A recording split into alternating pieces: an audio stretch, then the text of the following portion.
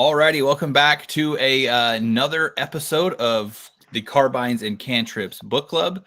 This is episode 2 of the Relics of the Fallen by Nick Nethery, published by Raconteur Press.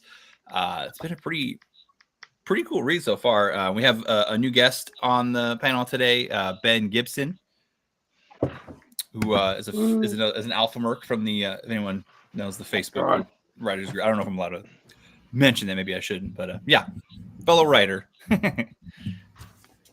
Yeah, I'm a writer and a game publisher too. So I think we actually initially became Twitter mutuals over some of my game posts. But gotcha. What there's so many. What games do you do? Like video games or tabletop? Tabletop. Yeah, I publish Tabletop Adventures. Been doing that for about 8 years. Heck yeah. Yeah. If anybody, as far as the chat goes, hi Mallory in the chat. How you doing? If anybody's following along, like obviously you don't have to be on the panel to like participate. So if you want to like pick the book up and read with us, feel free to hang out in the chat and post comments. It's on Kindle. This book in particular is on Kindle Unlimited. So if you are a KU subscriber, you can just add it to your library. There is a link. If you're not, you can click the link in the bio and pick up a copy. But yeah, I would really love to start getting the chat, going forward to start maybe participating a little bit. I need to be better about like posting way ahead of time, like what the read range is going to be. So that if there are people that want to participate with us, they can do such. But yeah, just wanted to put that out there. Try to get more people involved. Yeah, so this week we just did section 3. Well, I guess Ben, you did the first 3 sections and then got hooked and went past that. But more power to you. You're going to be done before the rest of us. But yeah, for section 3, quick recap. Dan, he's on a ride along, going through some Mexican cartel tunnels. They retrieve. This is like a really truncated recap, by the way, and spoilers. There will be spoilers. They retrieve the same type of relic that killed Dan's team in Afghanistan, and once they get it, the cartels basically chase them out. And they end up employing some kind of a drone, which was the same type of drone that had killed Wormwood's team in Croatia. So there's a little bit of competition that we're starting to learn about from another kind of company or organization or whatever that seems to have a global reach, just like Wormwood does. So that's kind of getting littered in there. But Dan and the crew still get away. They get the artifact, and yeah, Dan basically made the team. So yeah, what are you guys' thoughts, I guess, for section 3? Or Dan, you can mention anything from section 1 through 3 that you want to talk about. Fantastic recap. It's a great show. Have a good night, everybody.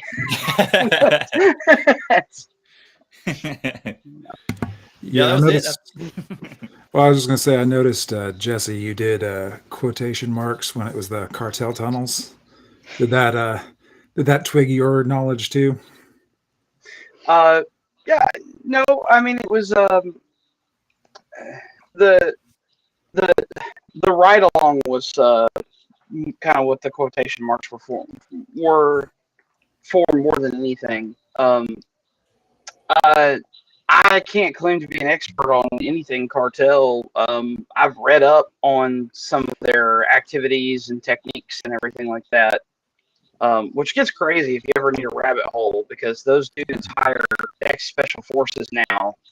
Like, when you have more money than God, you can get away with some amazingly incredible things. And the cartel hitters now have military level equipment, belt feds, full autos, 50 cals. Like, they are strapped to the gills, and they can afford to do exactly what they were talking about, like run these tunnels that have air conditioning and huge, capacities, and run hundreds of them. So, they have Chinese backing too, so that makes it there's even more money getting thrown in there. So it's pretty crazy. Yeah, that's actually the only thing that kind of threw me, is because I was on a project once. It's not classified, but we were doing comms. I was never served, but I built military intercom systems. And a big challenge for a lot of those cartel tunnels is breadcrumbing, because it's really hard to get any kind of communication down it. but those things are also tight and tiny. So driving a forklift through them, even the really nice ones, you don't usually have that. That was the only thing that twigged me on that, because otherwise it was great. It was a great little ride along. Yeah. Yeah, I feel. Oh, go ahead. I was just gonna say, I'm not sure it counts as a ride along when you get to shoot back. Yeah. Well, I kind of like that when he starts off, like he's like super frustrated. He's like, "Dude, I'm a freaking shooter. Why do I got to sit back here with the nerds, man? Let me get up there." But yeah, I don't know. I felt, did they mention the fact that like it was odd that they were able to use the forklifts, or am I just like adding that in with my imagination? I know that I feel like there was a little bit of leeway, maybe not with plausibility, but explanation in this chapter, and I think that's okay because we're writing a story here. Like, we don't have to go into the super details sometimes. But for instance, Juan, when Juan goes to do a reload, the line says that he hit the forward assist to put a round into the chamber. But you wouldn't hit the forward assist, you'd hit the bolt release. You'd hit the bolt release, and if the bolt didn't go all the way forward, then you'd hit your forward assist. Then you hit the forward assist. But we just skipped that part. And so, like, if we're going to get super nitty-gritty on those details, like a lot of gun guys are be like, "Hey, man, that's not what you do. Hit the forward assist wouldn't do anything with the bolt lock back." But, you know, I don't think it really matters for the purpose of telling the story. Yeah, I didn't pick up on it either of that stuff. So Yeah. I was just zooming right along, man. Yeah. Nick's in the chat. What's going on, Nick? Good to see you, man. Or to your letters. Yeah, I really like. I feel like we got it a lot from Weird Warfare, but I like reading stories written by people who are like very intimate with whatever it is they're writing about. So like Nick being an EOD guy and a soldier, like, you know, squad tactics, stuff like that. Clearing rooms, like the like hand on their shoulders, you know, those little details that, like, you know, I probably would forget about as someone who never did stuff like that. It's fun to read that, and I don't know, just get like that expertise level, or like, you know, firsthand experience kind of detail added in. It's always cool to me to see like the other side of like that kind of thing, because like we was talking in the beginning, like in Balad, like I've been on like that outer cordon, like security, like, hey, we found some stuff that looks shady, call EOD, like, Yeah. and I'm sitting around with security while we're waiting on these other guys to show up. Yeah, I feel like with the military, like, there's so many rates and things that, like, one person's experience varies like night and day from another person's experience. So yeah, it's cool to see all the different aspects of that kind of stuff. Like, I landed in Kuwait, and I didn't see anything but the runway and a couple bunkers, and I took back off, and that was my experience. Oh yeah, no, you're not missing anything in Kuwait. Yeah, I can't imagine I am. But yeah, dude, this is section 3. If like there's like a big uptick, I mean, obviously, I don't feel like there's a big uptick in the action. You know, started off right out of the gate in a tunnel, bolts are flying.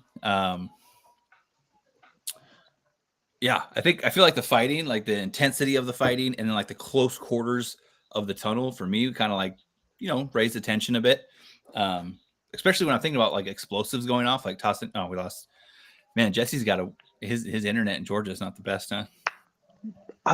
I don't know what his deal is. Like, he doesn't live that far from me. Doesn't he work for Verizon? Doesn't he supposed to have like really good internet? I think he says he has like wind something. I don't know. That's not a company I'm familiar with up here. I have no They idea. know. They call it wind sucks. They know. He's about to He's about to get swatted. yeah. The team kick at his door. Yeah. He knew too much about cartel tunnels. Yeah. Don't go down some rabbit holes you shouldn't go down. And definitely don't talk about it if you do. Yeah. I guess I can say I really enjoyed the first section as a whole. Because I wasn't here on the first episode, but I had some concern at first because there is a subgenre that's almost like my therapist made me write this book for for, I mean, and it's good to be writing that stuff, but a lot of like GWAT veterans just kind of like are working through all the stuff they encountered. And so it's not necessarily good, but this isn't, just ignoring all that. This is actually a good, solid action that has good stories, and it's not just dealing with stuff. It's also dealing with stuff, and it's productive. And I like that. Yeah. I've appreciated that. And I also, I have to think, Nick's in chat, so he might know. I don't know if it was originally written to be a serial or if he just was aware of it, that it was going to get split, because it gets split into 3 sections. It was released into 3 serialized sections before it released into a single novel. And this whole 3-section period worked as its own kind of little mini novella. Mm-hmm. I thought it had a pretty good beginning, middle, and end for all of that. So it worked as its own kind of mini section. Not only that, as a part of the novel. And Jesse Despear again. Yeah, I didn't realize that about the serialization and it was like a 3 separate thing condensed into 1. That's interesting. I don't know what's going on with Jesse. Go ahead. Were you gonna say something, Tyler? Oh, I thought Jesse was about to come back. Oh. He might be just a black bag for good now. No, I really appreciate. I say this as a guy who's kind of with American Saucer. I'm kind of working this as well. That it's got like a high strangeness angle, because like it is not concretely aliens or advanced tech. It's like, well, it might be magic, might be tech. Like it's in that weird zone of like, well, it might be a little bit of both. Yeah. Well, yeah, and like for Dan, because he's not read in yet, he doesn't even know if it's from a country. And like Duncan wouldn't comment on it. He's like, oh, I don't want to comment on that right now until you read in. So, I mean, Ben, you might know because you read ahead, but like, is it alien? Is it supernatural? Relics of the Fallen? Is it from angels? It could be one of those things that's like, well, I don't want to comment on that. And then like, oh, now that you're read it, oh yeah, we don't actually know. Yeah, we don't know what that is. That's the big secret. We have no friggin' idea what's going on. Yeah, dude. Go ahead. I would say with the information game, contrast to, we had a pretty good idea what was going on with the last book we read for book club with Hand of God, for the most part. Like we were pretty well able to call Boston Strikes, but it was entertaining. This is a lot more. There's a lot more mystery up in the air. Whereas Hand of God is like, all right, there's hell. God is definitely real, and he is pissed. Yeah, dude. I feel like I've still got a little bit of the Hand of God like in my system, because I'm like, something bad's got to happen to Dan's family. Like they're getting way too much screen time. Somebody's gonna come wipe this family out, dude. Look, and that just could be Esther's opening hitting me. It sucks that Dan's team died, but did he have to eat sawdust? Yeah. No, he didn't. Suck it up, Dan. Yeah, dude. You know what? It kind of like I don't know if there's like what the trope is called, because I haven't read a bunch of other books that kind of have a similar structure to this other than Monster Hunter. But it kind of reminds me of, more of a condensed version and different, but like of how like he gets exposed to the supernatural world, he gets recruited, and then he kind of has his first op. Whereas in Monster Hunter, he goes on the ship. I can't remember the French ship. I can't remember what it's called. And when here he Wait, goes. that was his first op? I thought he did something before that. No, he went to training. He was training as a newbie. Technically, he was still a newbie when he went on that op. He wasn't even, graduated yet. But shit! That's an insane. You're right. That's an absolutely insane first op. Yeah, they were supposed to just sit on the top of the ship and like be like support, like bring in like the extra weapons and stuff. They weren't even supposed to be in the fight. Like they weren't supposed to go in the ship. And then Harvey this motherfucker. Yeah, and then the ship just got completely surrounded by whites and zombies, and they got pretty effed. But yeah, it kind of reminds me like similar. I feel like there's like Monster Hunter inspiration, maybe, I don't know, or just if there's a trope that I don't know the name of that's kind of like that structure. Yeah, I like it, but I know I don't know if something bad's gonna happen. I don't know if necessarily to Dan's family, but I'm with you that something bad is. Yeah, there's like this sense of like something bad's about, like I don't know if it's his family or like a recurrence of seeing the same relic that killed his team show back up, and like the team AJ and Bunny keep getting brought back up. So I don't know if they're going to come back as some weird, twisted interdimensional monster or just something to do with that specific relic. They're going to come back. They're going to come back like twisted together, like how they died, like some big like thing monster, like Stranger Things season 3. Oh no, I'm thinking like the Thing. Yeah, that'd be cool. Yeah, dude. I liked the little because obviously all the action's kind of going on like ahead of them, and they're like hanging back with that little support team of like there's the linguist, like the mechanic or like the whatever the technician of something. I don't know exactly what he works on, but you know he's out of shape. He's not able to like hang and keep up. He's sweating his butt off. And then there's like the fancy historian guy, and they're like back there chatting about the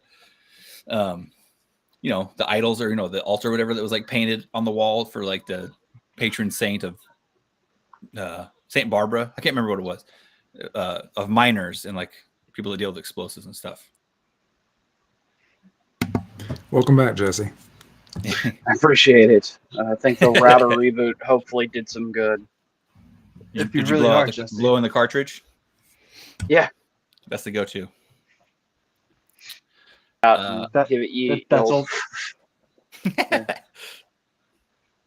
Yeah, what do you guys think Assuming much you about like have the whole interaction with the support team? I kind of feel like maybe he's like laying some breadcrumbs with those guys.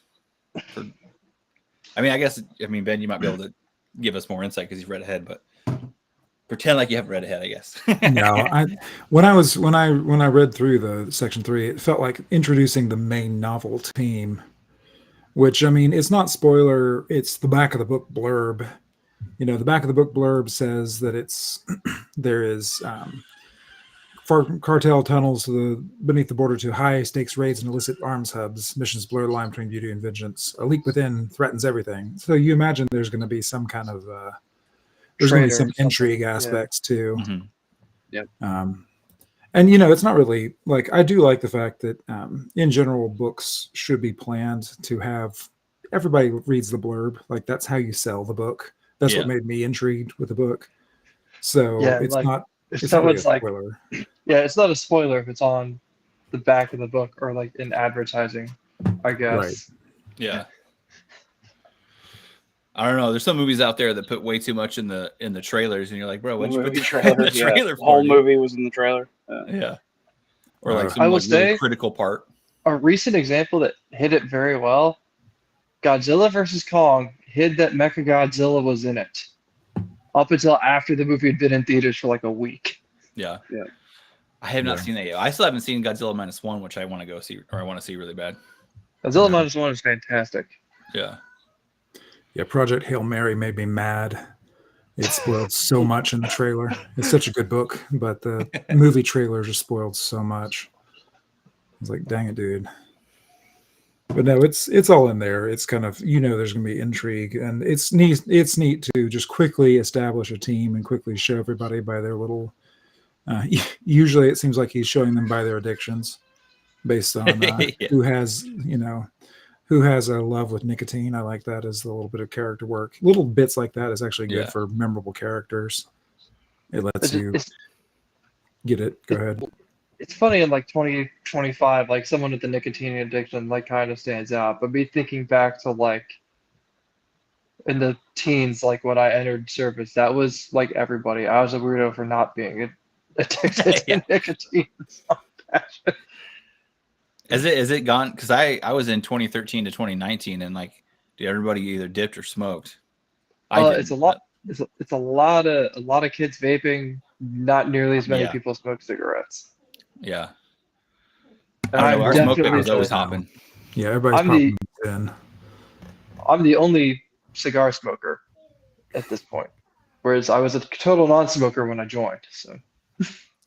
Yeah, I would say the only cigarette I've ever smoked was when I was in the Navy, and even then, I was like hammered on wine.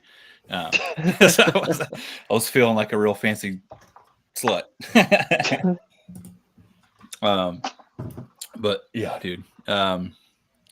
Yeah, I don't know. I'm liking a little breadcrumbs, or not breadcrumbs. I'm liking a little like characterization that's going on with the support team. That line when she finds the porno mag And she's like, "Oh, there's this article about sand, whatever, some city or whatever." And he's like, "Are you really saying that you're looking at it for the articles?" That was a nice little bit of comedy to kind of drop in there, like amidst all this chaos. Right. No, I really liked it. Yeah, I think you're. I think the section 3 was a lot of. Oh, here we go, Jesse. There goes Jesse again. Like kind of introducing the team. A lot of I feel like character building / maybe even like world building, because we get, once we learn about that that drone, now we know that we learn that it's not super common for them to like encounter resistance and opposition when they go to retrieve these things. Usually their casualties come from interacting with the relics themselves. And so like now we learn that the last 2 missions they went on, they encountered resistance, and they encountered the same kind of tech, the same drone.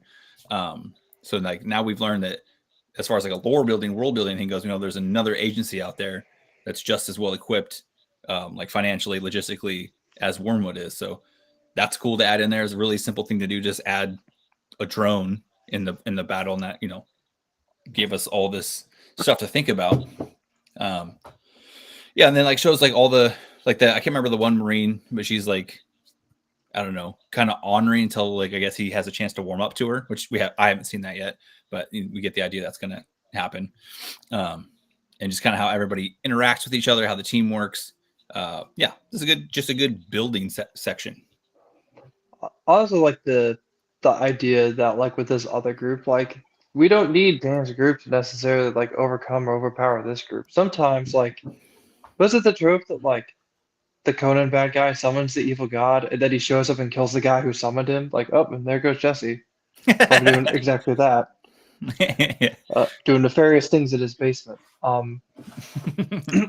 No, yeah, like maybe like you just let that other organization accomplish their goal, and they all died because the thing they were trying to summon just showed up and killed them. Yeah, messing with things they should not be messing with. Yeah. Maybe, dude.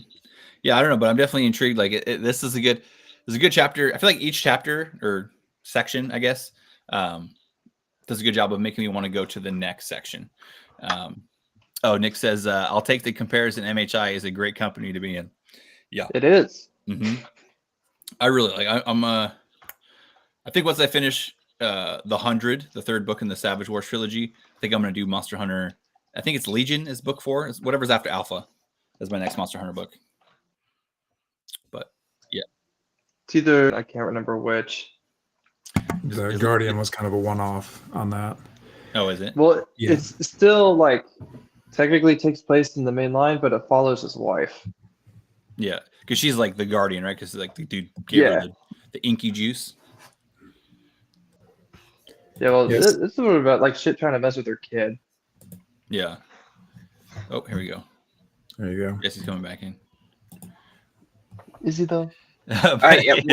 He's briefly there. Changed devices, totally different computer, everything now. So I hope I look okay. I'm on the phone. But the phone for some reason seems to be a lot more stable. I Your was say, video's like, are you? choppy, but your audio sounds good. Yeah, your I video. was about to say, are you on the phone with your internet company to be like, hey, what gives? Yeah, we're gonna have words, but I'll do that after the stream. Mallory said the internet problems is just a ruse. His new bride can't keep her hands off of it. The internet problem. The internet problems is just a ruse. Huh? Yeah. Oh, I think she said it twice. Yeah. Hey, congratulations, Jesse. Yeah. Thank you. See you waving your left hand. That's good. Good for you. Yeah. Man. Yeah. You guys got a honeymoon coming up, or? That's probably next year. I'm almost out of vacation time at work because we're getting close to the end of the year. And we had Dragon, and Dragon was 5 days, and then I took 2 more for the wedding. So I'm, soon. I think we're looking at either Iceland or New Zealand. Oh, heck yeah, dude. Nice. Yeah. I mean, New Zealand, obviously, if you go, you're going to go to Mordor, right? Well, yeah, that's the whole reason to go. Yeah. And in Iceland, you're going to get trolls after your case. So one way or the other. The Yule Cat. The Yule Cat? Yeah, that's a Icelandic thing. Mm-hmm. Get your kids like new clothes for Christmas so you'll count and show up and eat them. Oh, good stuff, dude. I love Vikings. They're so funny. Well, it's like the thing with the German fairy tales. Like, oh, here comes the fairy to set Jimmy's balls on fire for not eating his veggies.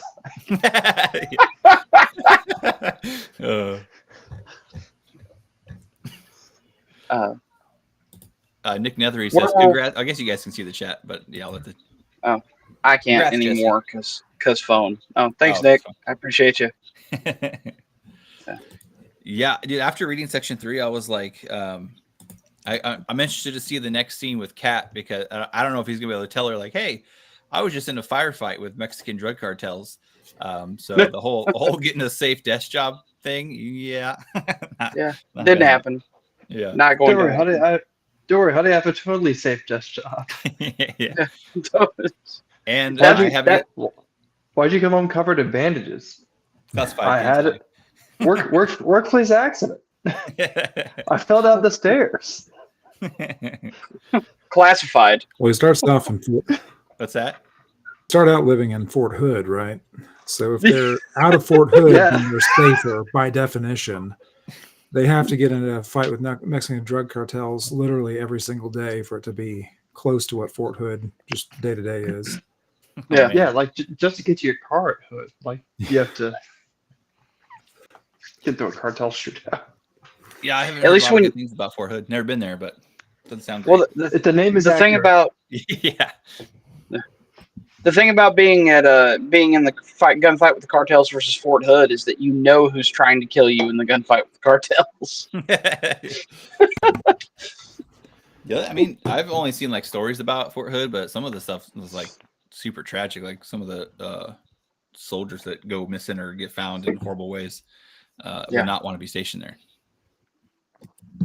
No, it was a soldier trainer for a long time, and I will say Fort Hood was probably my least favorite of any base to train at. Maybe 29 Palms in the middle of high summer was worse, but Fort Hood Is that just because of the heat? Yeah. Yeah, Fort Hood is not, I mean, it's the same temperature though, and it's just miserable. Yeah. I mean, I used to think Stewart was pretty bad until we had to live at Hood in the train up to our Kosovo mission. And I was like, oh, okay, Fort Stewart isn't that bad. Dude, I feel It could so always spoiled. get worse. I had Chicago from like October to December, so I got a little bit of snow for boot camp. And then I had Pensacola for like 8 months, dude. I got to go to the beach a lot. I had the best suntan of my life stationed in Pensacola for training. And then I got stationed in San Diego for 5 years. Dude, it was fantastic. I loved it. And then if I went like our training for my squadron, the wing was in Fort Worth, Texas. And like, I love going there. They had like all kinds of like really good restaurants in Fort Worth. So I had just had a absolutely enchanted experience in the Navy, dude. Stewart, Benning, I had like just missed by like a year going to Knox for basic instead of Benning. And depending on who you talk to, I either missed out or dodged an artillery shell. Polk and Hood for training. Stanley and Kosovo for actual rotations. Yeah, dude, I've heard like the amount of like friendly fire stories that I've heard from my buddy who's a Marine. He was in Pendleton. Is like shocking. Like I didn't realize it was that. Like I think they had like they came in on. I think it was on there on Ospreys, and they came and they landed somewhere on Pendleton to go do something. And then all of a sudden, like his like commander or whoever, his squad leader was like they picked up their radio equipment and was like haul ass, dude. And all of a sudden, like artillery rounds started coming down. And then like one time, somebody like accidentally they weren't wearing their armor and somebody got shot. And so after that, he started like doing checks on people's like on their vests to make sure they're wearing their plate carriers. They're the plates in. Yeah, and he would like stab him in the chest with his knife, and one guy wasn't wearing his armor and stabbed the dude in the chest. I was like, good Lord, man. I mean, the blessing is that you can't shoot somebody just a little, but you can stab somebody just a little. I was like, man, I don't know. I'm kind of glad I had the easy Have you life. ever talked to the amount of people that are like, I know we're getting rocketed and shot at, but these plates are heavy. I'm gonna put some foam or some shit in there so they're not as heavy. Yeah, I don't know, man. I don't know if I would want to do that. I think I would just take the heaviness and protect myself. I mean, you get used to it after a while. Yeah. It's been an argument for all of history if wearing heavy armor was worth it. And I mean, even in the book, like the beginning chapters, he's like, yeah, I didn't wear my bomb suit. And if they didn't like that decision, then, they could Article 15 my dead body. Yeah. So it's, it's a lot more common than you think. Yeah. I mean, I know because it's like, oh, we're in a vehicle. Like, it's not that much extra effort to wear body armor. But then it's like, oh, we're in a Humvee. So anything that goes through the armor is probably going through our body armor too. Then it's like, oh, we're in a tow Humvee. So anything that goes through the Humvee is probably taking all of us out because the missiles are going to cook off. Yeah. I guess at a certain point, yeah, if it's something like that, like, I don't know. I'd still rather, like, just on the off chance it saves me, I think I'd want to take it. Nick Nethery might be an actual thing I said downrange. I believe it. It sounds like something. Almost exactly. I've never heard Nick talk, but I can hear him say this. Yeah. Yeah, I don't know how critical I want to be at Dan Kelly because I feel like that might. But we'll see. I was gonna say, as far as like back to the book, like I'm intrigued by this historian guy because he's Mr. Fancy Pants, and like begrudgingly put on some like hiking boots or whatever to go into the drug tunnels. So I'm excited to see like what because Dan seemed kind of like, why the hell is there an historian here? So like that kind of pegged that guy. Oh, that kind of marked that guy as interesting to me. Like, wonder what's going on with that dude. Yeah, the setting. Go ahead, Jesse. Oh, wait. I was going to say, I think that's what makes this whole concept so entertaining is that we're taking something that, at least as far as my experience is concerned, doesn't touch, like bombs, explosives, drones, don't normally touch this mystical or unknown space. Like we tend to, unless we're touching sci-fi, and then we just take whatever we have now and ramp it up to the next skill level or tech level. Yeah. So giving the bombs this like fantastical element. And I love all the gear in this, even the gear that they use. Like Juan pulls out that cool little smart grenade or whatever that was like a little mini soccer ball kind of deal. And I thought it was interesting because it kind of overshadows, like, there wasn't a ton of gunplay in this. There was shooting happening, but we're not worried about the gunplay because there's all kinds of little booby traps, surprises, cool new gadgets, crazy drones. Like, and that's what pushes the action more than any kind of tactical maneuvering or anything like that. Yeah. I feel like it's also like our POV guys and EOD guys. So with his perspective, we're more likely to notice like the booby traps or that odd tech or like the way this magical bullshit fits together with like explosives and drones and stuff.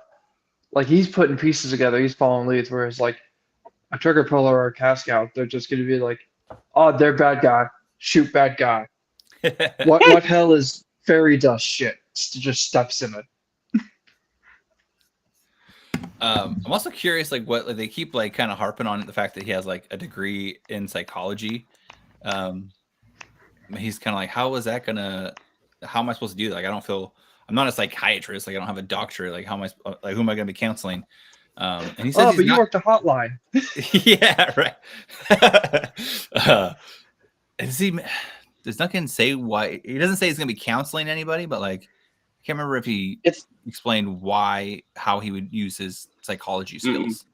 They didn't. Not in this section. Maybe Yeah. later, but that was the whole That was one of the cliffhangers of the section. Yeah, But I think it's going to be that he's going to have to talk the bomb down itself.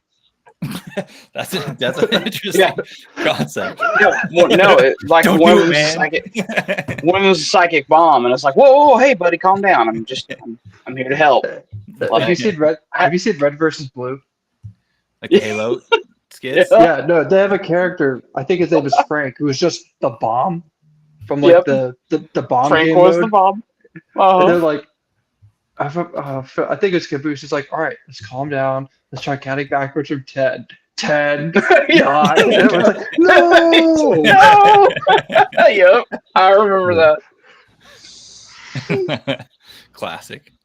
Yeah, I really like the whole thing is basically roadside picnic, but from an EOD tech thing. I don't know if you guys have read Roadside Picnic. It's like a classic sci-fi. If you've played Stalker, the video game series, it was kind of based on that. Basically, it's a Soviet sci-fi novel where a bunch of aliens just showed up at a place called the Zone, and they basically had a picnic on the Earth, and they left a bunch of alien hypertech junk. It could be, basically food wrappers or something for aliens. But anytime anybody gets any of this stuff, it's incredibly valuable. So the Roadside Picnic novel was basically everybody trying to retrieve this, use it, try to fight other stalkers. But this is kind of the EOD text version of that, where he's like, no, we're not stealing this stuff. We're trying to disarm it. All this potentially weird tech, all this potential stuff is a potential bomb. And how do we get rid of the bomb? Like it's a very different point of view. Mm-hmm. And you see it there, the actions, what you're talking about. EOD guy is just like, yeah, I guess the Tyler guys are the ones who are supposed to be shooting while I fix the bomb. Yeah, I definitely like how even after these 3 sections, there's still like so much mystery left to unravel and see where things go, which is doing a lot for me to keep me interested. Like it's not boring. Like there's obviously action. There's things being revealed to us at a good pace. But yeah, definitely, it's keeping me interested. I want to keep going and seeing what comes next. I'm kind of digging Dan's perspective, where, like you said, everything is a potential bomb, and well, kind of, who could blame him? Because like the first one he interacted with, like crunched his team into a Cronenberg monster. Yeah. But is that from Rick and Morty? no, that Cronenberg is a director who does like The Fly. I think he did the thing. Like he has all these like body horror things. That's why they call them Cronenbergs, the Cronenberg universe, because they're all like, oh. Yeah, like I think that's what I think that wasn't Rick and Morty, but I think they obviously just named it after that guy. Yeah. Yeah. Nick says that the Roadside Picnic was a big inspiration for him. Yeah, for the PTSD, like I feel like as like an EOD, and then like with seeing that with his buddies getting sucked into a black hole, like I feel like you'd just be super paranoid of it, like not just like regular traps, but just like everything. So yeah, I feel bad for him. It's got to be a tough, I don't know, hand to be dealt.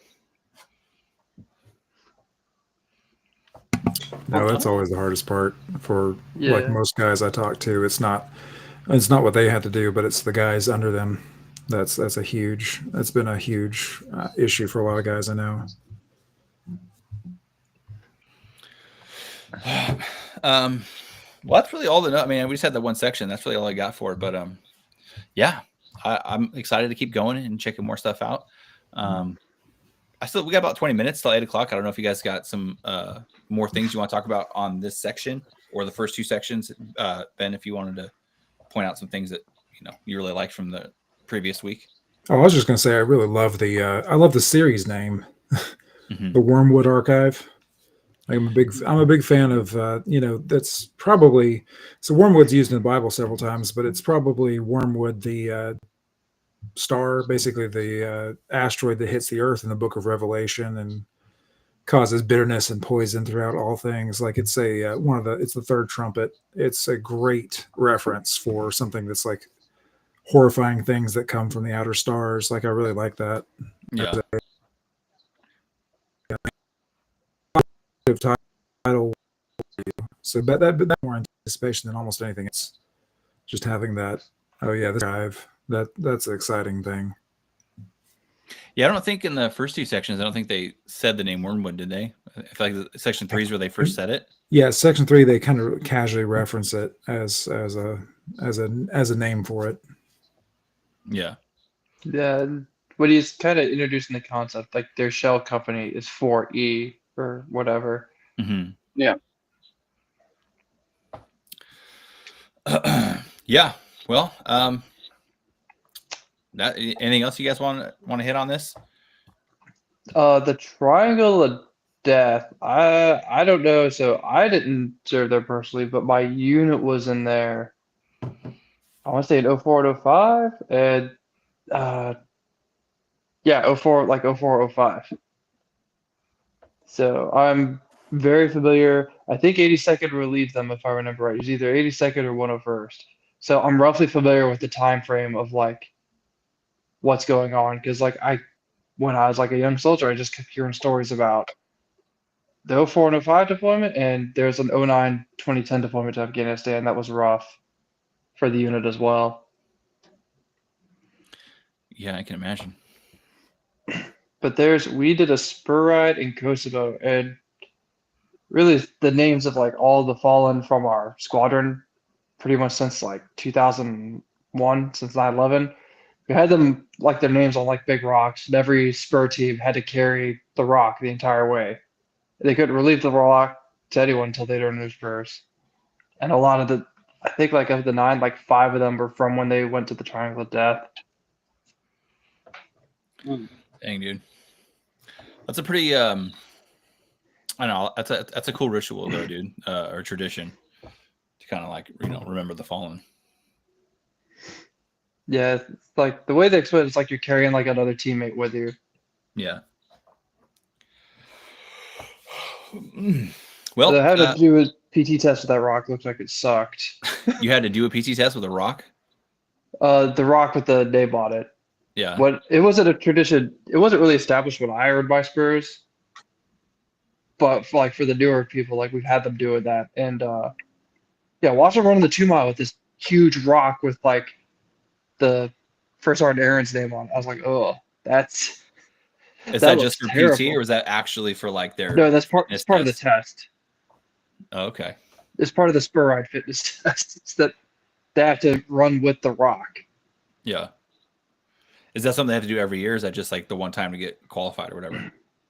All right, so it's not like a paperwork thing. Like earning your spurs is more a rite of passage and like a esprit de corps thing than like gunnery is something we have to go do every year. Yeah. Well, not every year, but like we're on a gunnery cycle right now. We have to do gunnery training every year. Spur ride, that's like everyone. Some depending on who's in charge, it's an annual thing. Sometimes it's an every other year thing. Sometimes it's once in a rotation. It really just depends on who's in charge. Cool, man. Yeah, I didn't want to leave it on a kind of a somber topic there, but yeah. Oh, my bad. No, you're good, dude. I mean, it's really interesting, like to hear about that kind of stuff. I was watching Patton 360 on I think on Hulu, and my like 6-year-old daughter walks in. She's like, "Am I gonna have to go do that when I go to college?" And I was like, "No, baby. I hope not. You shouldn't. Yeah, you'll be fine." Unless they change the draft rules, I don't think you have to worry about that. And the draft gets instituted, but it was just funny. You just see like it wasn't D-Day. They were like storming like North Africa with Patton, and she was like, "Am I gonna have to do that?" No, baby, don't worry about it. You're good. You're probably okay. There's a line from a series about World War III in '92 that I read, where like about a year into the fight, the U.S. finally institutes a draft. The president like signs the bill into law and resigns to rejoin the Navy. And the Soviets are watching, like, because it's all over the American news that they're doing the draft. the Soviets are watching this on the news. They're like, we've been fighting tooth and nail for a year to fight them to a stalemate. They've been fighting us with one hand tied behind their back. Good stuff, Such, dude. such a good series. What series was it? Iron Crucible Iron Crucible. by, I want to say the author's name is T.K. Blackwood, but I'm going to have to double check that. Nice. And it is T.K. Blackwood. I'm correct. Blue Masquerade is the first one. I have to add that to the list, dude. I wish I had more time to play video games. I'll tell you what. Like I see everyone's like playing Hollow Knight right now, or Silk Song. Yeah, I still haven't finished beating the first one, but I'm pretty far. I think I've got to be close to the end. Just a fun little 2D game, dude. Oh, I played Civ 7 with my brother the other day. Excited. Stint 7? Civ 7. Civilization 7. Oh, Civ 7. Gotcha. I was like, this is so bizarre that they're not tied to, the leaders aren't tied to the civilizations anymore, and you switch every age. Oh, that's weird. Yeah, it's like humankind, but like they made humankind worse. It looks pretty. Yeah, don't even get me started on that one. I'm a prominent Civilization 4 player. Believe it or not, there's still a community, and I'm one of the more prolific. We report the games. We report the games with full up. I must have over 1 million words written of Civ 4 reports, and that's where the game stopped for me. So I get it, I've man. never played any of these Civ games. They're good, Civ but 5 I mean, I would recommend loving your family and knowing them first. Yeah. Fair enough. I I'm actually trying to play it through Mass Effect right now, but like I had like one day, I think it was my birthday, I got to just play some games. So I had like a big chunk of time where I played Mass Effect, and I haven't played it since. But I would like to. Yeah, I want to get back into Helldivers. I played it, and then life happened, and now they've done this huge update, and there's all these brand new enemies, It's like and a bile crazy dragons, stuff, and you can go down in tunnels and shit. hive tyrants, and all kinds of crazy stuff. Nick Nethery, he said that he plays Helldivers because he's an Xbox guy, so he just got it. I was like, bro, let me know. We'll get you on a super Helldive, level you up quick. Yeah, dude, we should play some Helldivers this weekend. I usually if I get a chance to play, it's usually Saturday night after the kids are in bed. I think video games peaked either at Halo Reach or at the old Battlefront 2. Yeah, I mean, I don't know if they've peaked, but there's just a lot of slop coming out. There's still you still get some gems that sneak by. Like obviously, like Silk Song I'm sure is going to be an absolute like masterpiece. What is that, Obscura 33? I didn't play that, but I've heard it's just incredible. Well, we're in a weird transition period with almost all of entertainment. Yeah. So like we're hitting the point where the tools, and especially with AI and things like that. Like I have a buddy who put a whole album out this weekend. And he's like not a music dude. I mean, he enjoys music, he loves music, but he's not a vocalist or anything like that. Yeah. But he got really in depth with all the AI tools and wrote lyrics and figured out the melodies that he wanted and went in and just designed the whole thing and let the computer generate the actual, notes and told a whole story. And so it's now where like you don't have to be a musician to make music anymore. You don't have to be an artist to make art anymore. And we can argue about the soul or the skill level of those things, but now more than ever, we don't have to rely on Hollywood. We don't have to rely on the big five. We don't have to rely on AAA game studios to make good games or good movies or good shows or anything. So entertainment's in this really weird space where we're going through the growing pains of now all of a sudden anybody with an idea can make it happen. Yeah. I mean, I think like big companies, whether it's book publishing or game devs or like film studios, I think they've just created a formula that's just all it can do is put out failure. Like it's overbloated. There's way too many people doing jobs that can be done by way less people. There's way too much like decisions made by committee.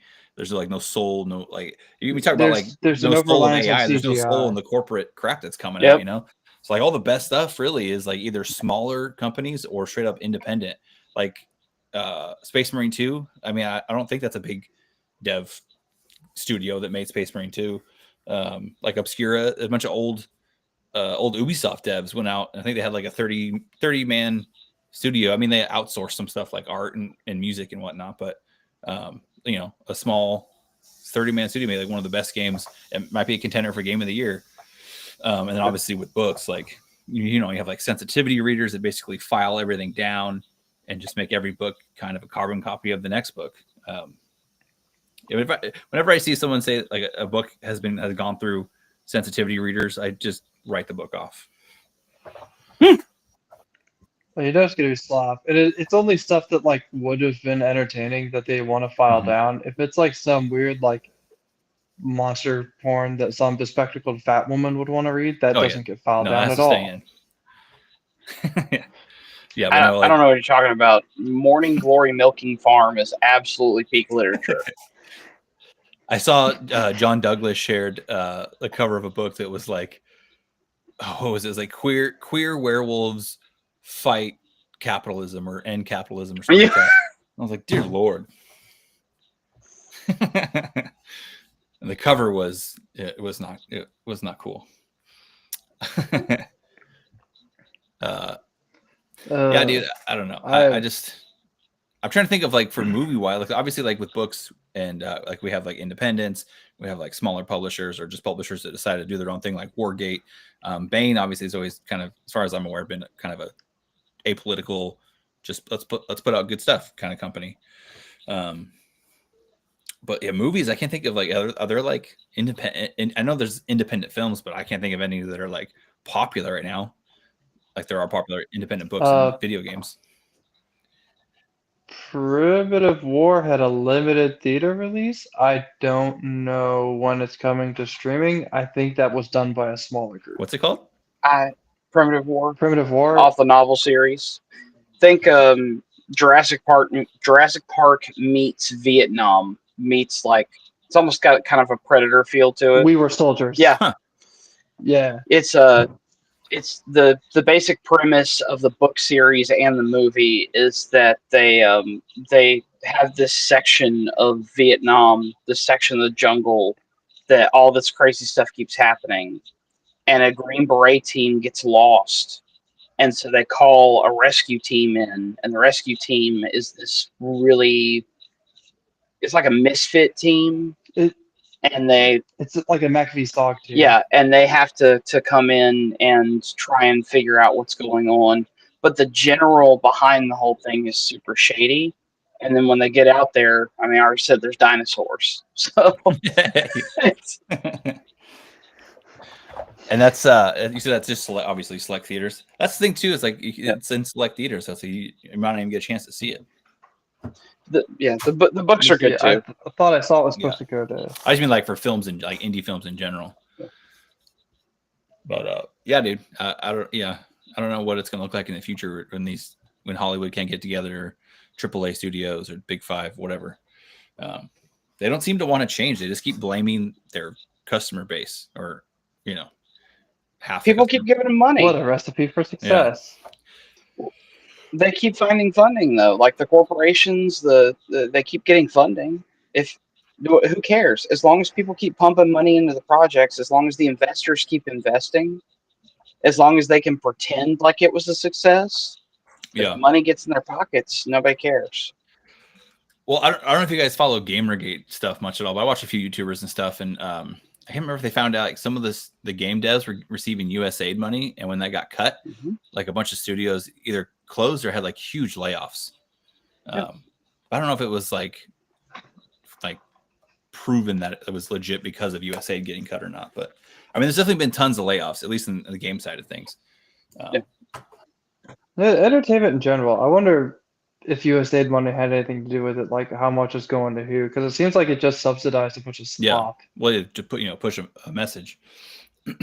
But yeah. Yep. Yeah, guys. Well, what are you guys thinking we want to read for next week? Should we do catch up to Ben or Sure. see? All right. Yeah, I could get that's like we're up to section 6. Yeah, it's I did the next 3 sections, which actually again I will say it worked out pretty well. Like the original publishing schedule was apparently just 333, and that also kind of worked out as its own sectional bit, told its own story. That's about 100 pages. That'd be probably one of the bigger ones we've done. You guys want to do that, or you want to just do 2 sections, or just do the 3 because it kind of seems like it meshes well together? I'm cool with doing either. I'm good either way, honestly. Yeah, I mean, I can do 100. We can do the 3. I don't have the same obligations, so I'll be able to read a little more. Cool, man.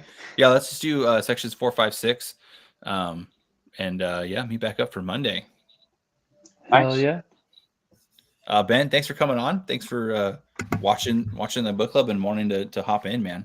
Yeah, Bruce, thanks for having me on. Yeah, I enjoyed it. And I'm enjoying the book. Yeah, you wanted to come on for the rest of the book, right? And maybe next books as well, or is like the rest of the book we'll see. It depends in general on what my soccer coaching schedule is and all those things for long terms. But yeah, I do enjoy. I like reading. Yeah. I was grumbling about it earlier. I was like a author or a writer who doesn't read is like a skinny chef. Yeah. Very untrustworthy. Chef that doesn't eat. Like, how do you refine your palate otherwise? You don't know what you're doing. Right. Yeah, everybody should be reading. Go ahead. I'm about to make it a name strip and grits ramble, so you go ahead and say whatever profound thing you're about to say. No, I think he was done. No, go ahead. Yeah, I was just gonna say I will have to earn my wife and I will have to earn probably tens of thousands of dollars before the publishing industry gives us back a fraction of what we spent over our lives. But I love reading stuff, especially if it's good, and this has been good so far. So a proper chef is eating enough shrimp and grits to know that you don't make the sauce with fucking ketchup. It's a Cajun sauce. It isn't tomato based. Get out of here with that shit. You specific store, you're Ormond Beach, you know who the fuck you are, your beachside view does not compensate for the fact that your shrimp and grits is absolutely shitty. There's a better store right up the road that has better shrimp and grits. Actually, any store within a stone's throw has better shrimp and grits. I don't know what's going on here, but you're passionate about it, and I dig it. Tell us how you really feel. I don't know if I've ever had grits. It's not something we really have a lot up here in the north. I mean, I'm a damn Yankee. If I lived in the South, I've come to appreciate grits. And then shrimp and grits is just even better. It's just more of two good things. What is grits? Is it like potato? Like, is it some kind of it's a mash, right? It's like a cornmeal mash type deal, I think. Yeah, it's cornmeal sweet or what? It can be. So there's really two for just grits, right? So we're not throwing shrimp in, we're not throwing anything else. You generally prepare them one of two ways. There's the sugar version, which my mother calls Alabama ice cream, and you just throw some sugar in and stir it to your preferred sweetness. And then the more generally accepted version is butter and salt. Yes. And you make them very savory. And they come out like a chunkier, I don't want to say, I'm going to give you the wrong impression if I say mashed potatoes, but think of like if you tried to turn corn into mashed potatoes, that's kind of what you're going to get. Yeah. And then you can do stuff like cheese or bacon. In my opinion, grits are best loaded up you break up bacon crumbles in it, you throw your eggs in with it, you butter and salt the crap out of it, and then you just have one nice, Some big bowl of pepper, breakfast. some pepper jack cheese in there. Bro, I'm getting hungry, dude. Yeah. That sounds, Exactly. I don't even know what it tastes like. It sounds good. I want to eat it. I'm guessing is it gritty because it's called grits? Like, is that? Well, it's definitely gritty. It looks like grit. It's very gritty before you cook it. When you throw them in the water, they puff up and they get puffy, and the texture is. Again, the closest thing I can think of to compare it to is mashed potatoes. Yes, Mallory. Maybe correct. cream of wheat. Mm-hmm. Yeah. Is it like a little grainier than like mashed potatoes would be? Yeah. It's much grainier. I mean, yeah. If I ever make it down to the South again, I should have tried it. I was down there for like 8 months. I should have tried it, but oh well. What can you do? Yeah, guys. Well, that's all I got. If you guys got nothing else, Yeah, in Pensacola, how long? And you had primo shrimp and grits right there, and you never. I definitely got down on shrimp. I got down on some crawfish. They had like crawfish festivals on the beach, which was rad. Super, super good. I love Pensacola. I only got to go back there one more time when I was like a actual air crewman, and it was like not warm. It was like a cold time of year, but I didn't give a shit. I still drink. My buddy, my buddy was like, they was flying with me. He had like a back problem, so he took way more ibuprofen than you should be taking, and then he would we would go out drinking. Dude, he oh my god, we were, I think we were at the Waffle House at like 2-3 a.m. He's like vomiting all over the parking lot, and then we're there to pick up the Blue Angels and actually bring them back to my hometown here for the air show. So that was one reason I managed to slide in and get that mission. But dude, we show up in the morning. He's vomiting everywhere. We're trying to get breakfast and get ready to do our pre-flight brief, and he's just thrown up. He's pale. His eyes are bloodshot red. He's sweating, and then he goes and gives a brief to the Blue Angels and all the mechanics when they're in their seats. You're doing the pre-flight brief for the passengers, and just looks like total dog s. That was the last time I was in Pensacola, and it's a fond memory. I know my senior chief was like, "What's going on with Steiger, dude? Is it did he drink way too much?" I was like, "He drank the same amount as us, dude. I don't know." And then later I was like, "I think it's because he's filled up on ibuprofen." But not even once. Good Pensacola, dude. Have you ever been to Pensacola, Florida? Anybody? I mean, of course. I have. I'm wondering who that was aimed at. I don't know. I think it was Tyler's last person. The capital of Southern culture, man. We've all been to Pensacola. You're asking two people in Georgia and one person in Alabama if we've ever been to Pensacola. Yes, I promise you, we've been to Pensacola. Been there? Okay, it's a big hot spot, huh? Yeah, no, it's where Alabama and Georgia go for vacation. Oh, nice. Yeah, so. I remember. Yeah, pretty much. I remember there's the restaurant on the beach called Flounders. They got the diesel fuels there. And I don't even know. It's like Long Island iced tea on steroids or some crap. They give it to you in that big mayonnaise jar or whatever the shit they give to you. I think it's a mason jar, but it's huge, dude. We had safety stand downs or whatever, before we were allowed to go out in town about the diesel fuels. They were like, you just don't drink diesel fuels. I remember I went out one night, had 3 diesel fuels, and my buddy had 4. And then he went and got a 5th, and I just smacked it out of his hand. I was like, dude, you're going to die. Stop it. Put that down. But yeah, good times. I miss Pensacola. All right, guys. Well, listen. Yeah.